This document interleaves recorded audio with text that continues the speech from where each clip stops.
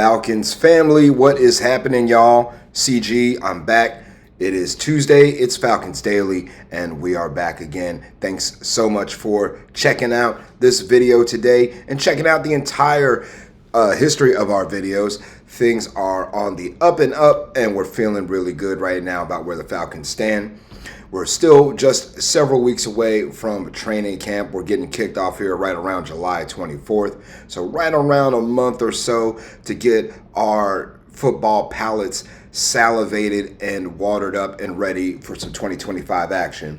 I was looking around at the free agent ticker today and seeing who was available. One big name popped up in my head, and that man's name is Jadeveon Clowney.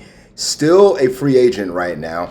32 years old. He's out there on the street right now, waiting for an opportunity to get back on the field. Clowney last year played for the Carolina Panthers. He tied the league. He tied the team lead in sacks with them. He had 5.5 sacks for the Panthers last year. He played 14 games for them, and also had 9 tackles for loss, 11 QB hits. And according to Pro Football Reference, his approximate value was 5. So what does that translate to right now? Again, 31 years old, going on 32. Currently a street free agent. Panthers let him go back in May. So Clowney can be picked up by anyone and everyone if they see fit. And speaking of seeing things fit, would Jadeveon Clowney, would he be a good fit in Atlanta? Looking at our defense and the kind of multiplicity that Jeff Ulbrich wants to deploy, I think he would be a great fit. I mean, number one, yes, he's a name. Everybody knows that name around the NFL, and everybody remembers what he was projected to do out of South Carolina. Remember, he was the first overall pick 2014 NFL draft. And again, for his career, look at his career numbers. He's got 58 sacks in 11 years.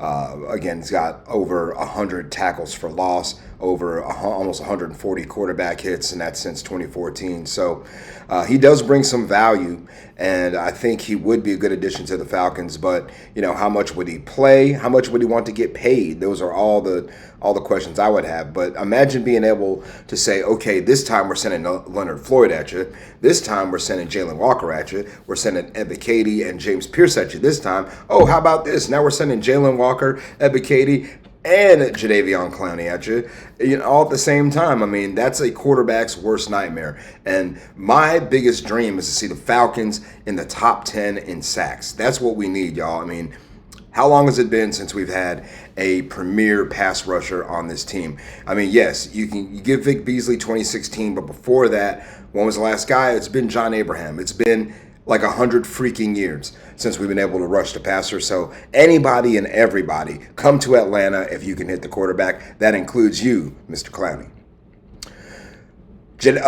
Moving on from guys who would look good in Falcons uniforms to guys who already look good in Falcons uniforms, Mr. Charlie Woerner got accepted to Tight End University, and that is Tight End University is ran by fellow tight ends in the league, and that is run by Travis Kelce, George Kittle. They run Tight End University, and they've invited Charlie Woerner to join them. Greg Olson's also involved in Tight End U as well. So Woerner will go to Tight End U, try to elevate his game, and can he? Will it help him elevate his game? I mean, for any of you who've paid close attention to Charlie Woerner, he's not brought in to score touchdowns with his hands, per se, catching the football. He's not brought in to do any of that stuff. He's brought in simply to bring the pain and to hit people in the hole, clear space for our running backs or for the other tight ends, whatever it may be. But that's Charlie Woerner's job. He is the everyman. He does all the dirt inside, the grimy, the hits, the setting the edge, sealing blocks. That's what Charlie Woerner does. That's his game. That's his forte. Hey, if he doesn't catch more than 7 balls in 2025, like last year he caught 7 passes for 46 yards. I mean, again, folks, he's not an offensive threat, but he is an offensive threat if you are running the ball behind Charlie Woerner, and that's his biggest value right now to the team. And I think that's what's going to lead to the ascension of Joshua Simon, possibly towards that 53-man roster. I don't really think Tegan Kitoratano or Felipe Franks are going to beat out Josh Simon at the end of the day. I think, again, we need more than one tight end who can catch the football. Also on my mind, y'all, speaking of tight ends who can catch the football, my man Player Stats 3363 sent in this question about Kyle Pitts and what's he going to need to do to either, to get re-signed, to stay in Atlanta some way, somehow. What's he going to need to do to stay in town? Number one thing he's got to do, player, is stay healthy. That's the number one thing he's got to do, is stay healthy. Number two, just like Zach Robinson said a short time ago, got to make sure that he gets all the little things right when it comes to the Falcons offense, when it comes to the playbook, when it comes to his own route running, catching, whatever, how he learns and understands his role in the offense. And then number three, it's going to have to happen on the field when it comes time for his number to be called. Everything in practice and in the film room and all that in the meeting room, that's all great. But when it comes time to get on the field and perform, that's when you make the big bucks. So I think for the Unicorn to hang out here in ATL for a little bit longer than his fifth-year option, he's going to have to produce more than he did last year. I think it's going to take somewhere in the realm of about 700, 800 yards and maybe 5-ish touchdowns for them to keep Kyle Pitts around. But then again, it really depends on the evolution of this tight end room behind him.